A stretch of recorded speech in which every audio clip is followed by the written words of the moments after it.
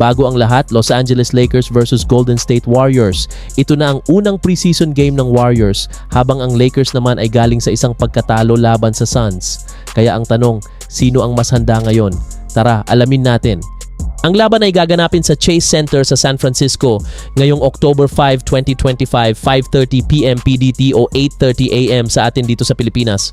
Live to sa ESPN, Spectrum Sportsnet at syempre pwede ring mapanood sa NBA League Pass. Para sa Warriors, ito ang simula ng kanilang preseason journey.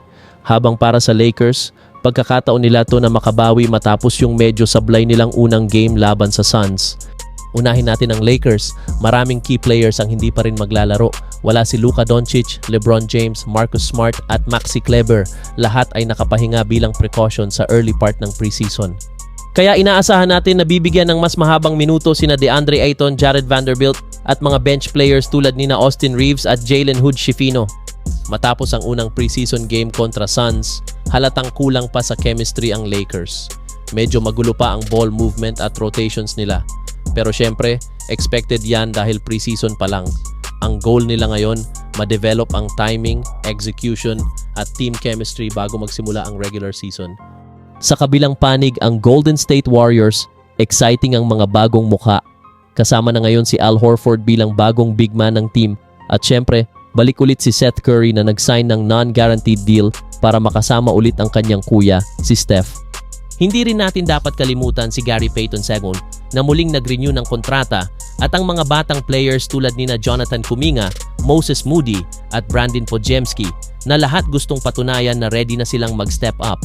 Focus ng Warriors ngayong preseason, i-test ang 5-out offense, pahintulutan ang mga shooters na makahanap ng rhythm, at syempre, i-manage ang minutes ng mga veterano tulad nina Steph Curry, Jimmy Butler, Draymond Green at Horford. Kaya ang mga dapat abangan, 1. Paano babawi ang Lakers kahit wala ang mga star players nila? 2. Sino sa mga bench players ang magpapakita ng gilas at makakasecure ng rotation spot?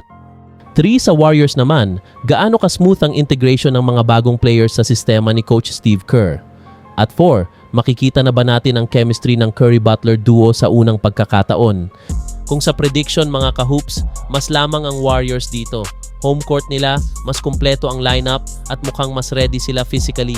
Pero wag nating maliitin ang mga bata ng Lakers. Baka may sorpresa yan. So anong tingin nyo mga ka-hoops? Mananalo ba ang Warriors sa preseason opener nila o makakaganti ang Lakers kahit kulang sila sa star power? Comment nyo sa baba ang predictions nyo at huwag kalimutan mag-like, mag-subscribe at i-click ang notification bell para lagi kayong updated sa mga bagong NBA updates at analysis natin. Ito ang tahanan ng mga tunay na NBA fans. Kita-kits ulit sa susunod na vlog. Peace out!